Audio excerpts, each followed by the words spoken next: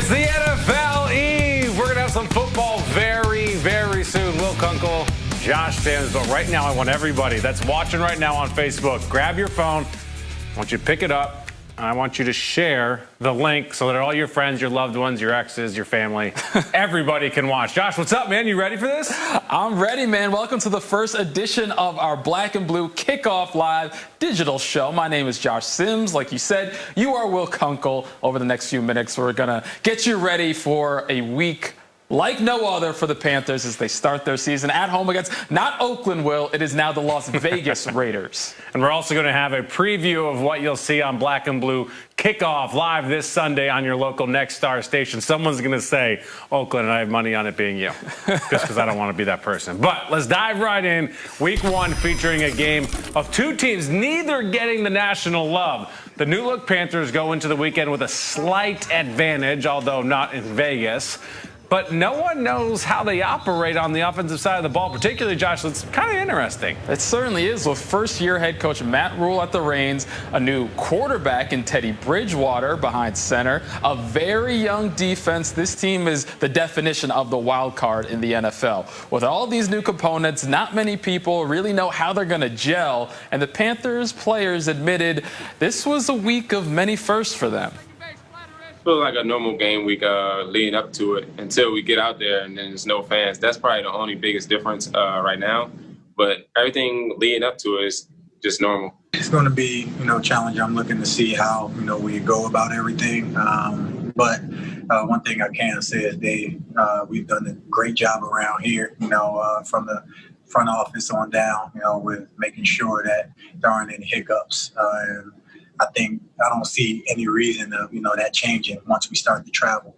I think safety comes first, and I pray that remains the case.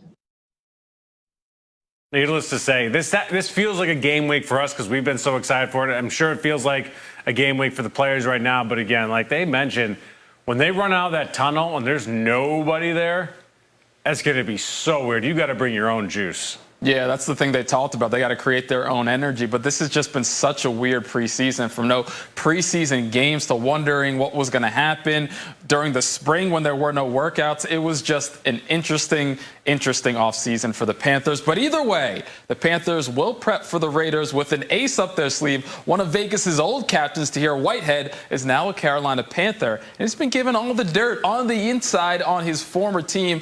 But luckily for John Gruden and company, this is a new look Raiders team as well. Very young on the offensive side of the ball. They are now led by Jason Witten. Yes, he is now the tight end for the Raiders. What? Yeah. For real? Yep, that's happening. Quarterback Derek Carr is still there, though. Matt Rule even called him an extraordinary quarterback. Oh. If that's true or not, well, we can debate that. Elite? Is he elite? I don't know. Either way, but the Carolina locker room knows no player in silver and black should go overlooked. From a personnel standpoint, scheme-wise, you see Gruden's track record from an offensive standpoint. He is who he is, and they are who they are from a, offensive standpoint. They're going to try, they have a good back, have a good tight end in Waller, good back in Jacobs, and they're going to try to run the ball and then, take some deep shots. So everyone's going to play their best and try to play their best on Sundays.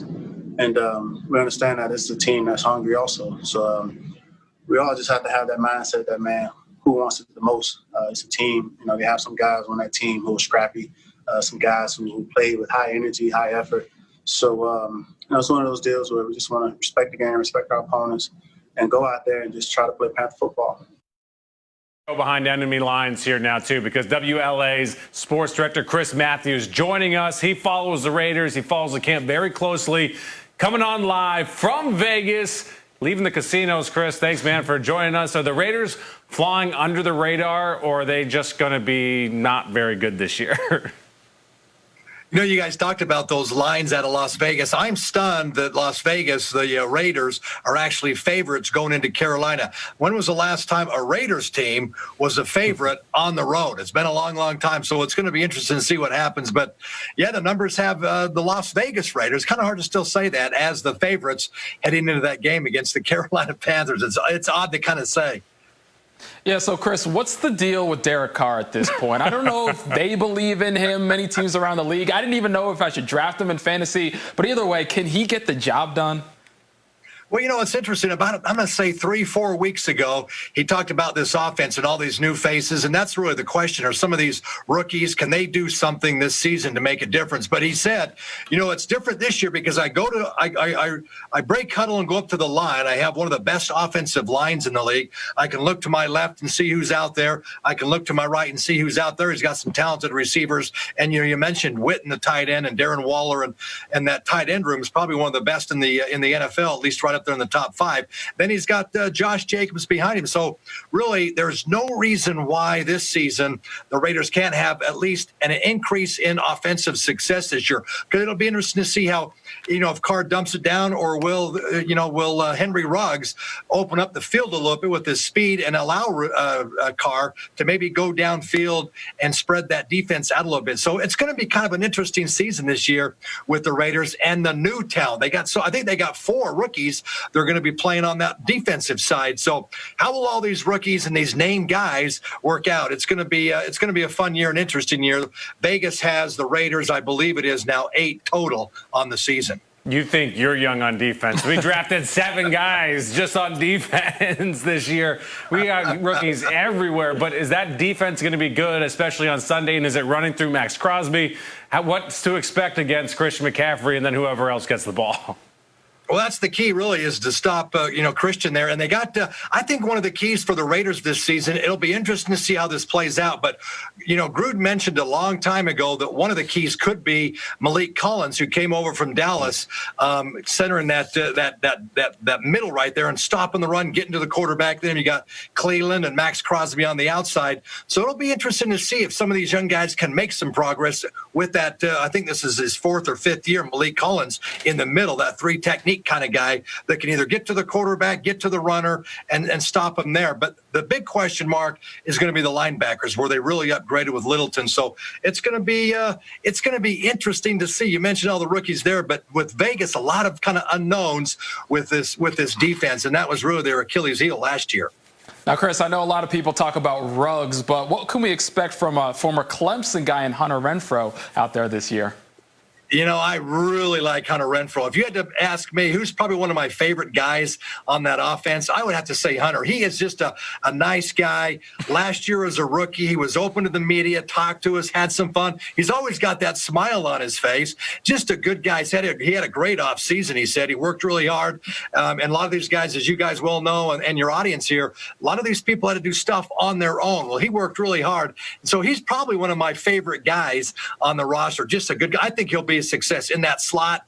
I mean, I know he looks, Carr looks to him a lot, and I expect him down inside the red zone to get a lot more balls thrown his way. All right, man, you're putting up your house. Who you betting on? Well, you know what? Can I be a homer a little bit? Because this is our first year with the NFL with the Raiders. I'll say the Raiders eke one out, 24-21 Raiders. All right, so they push. It's a 3-point spread as of right now.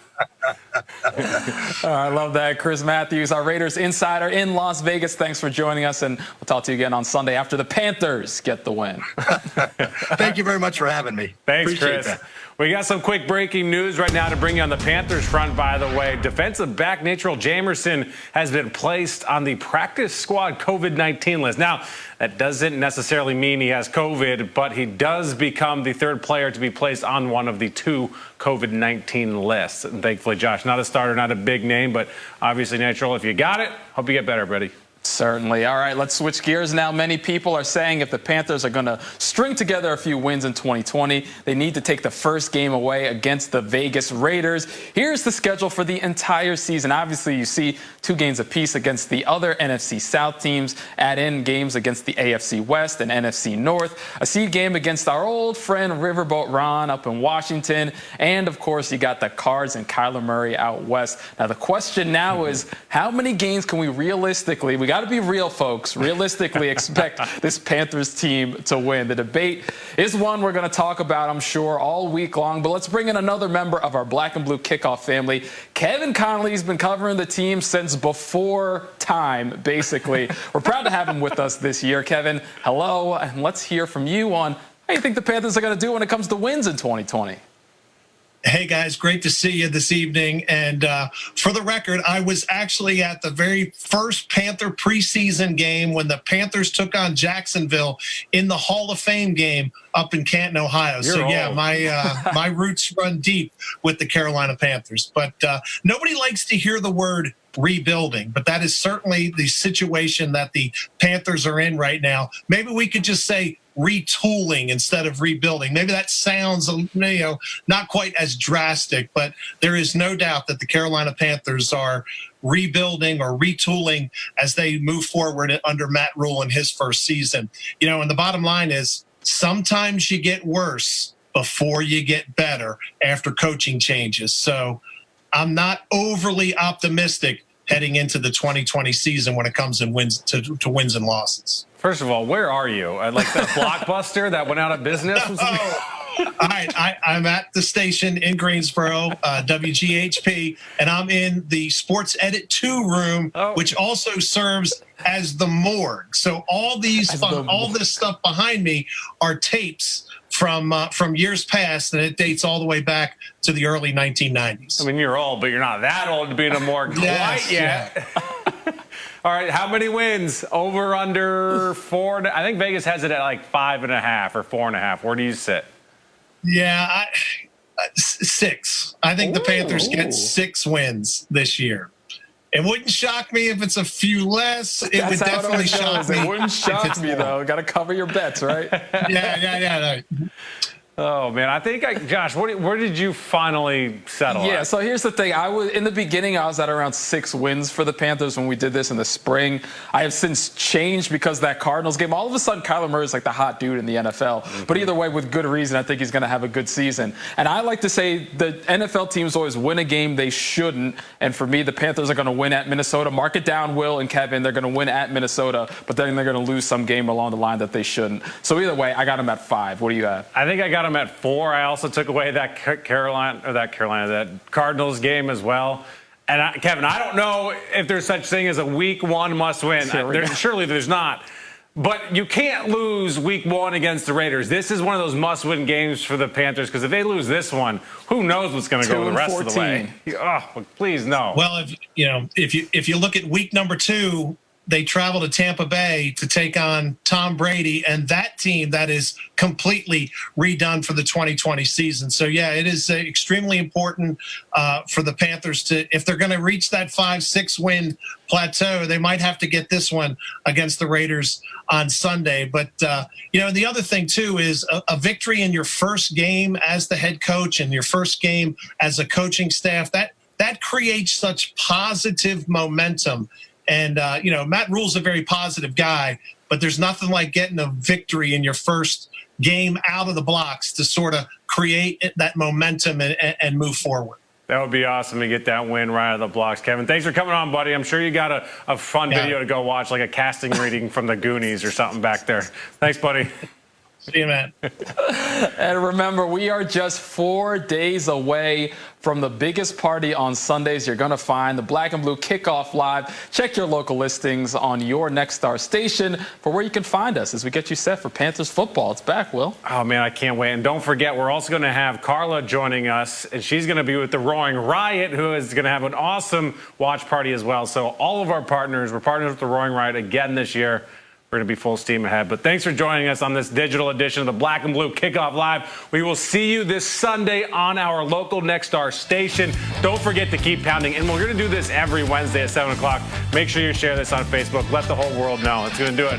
We'll be live tonight at 10 o'clock here in Charlotte for all of you watching in this area. Good night.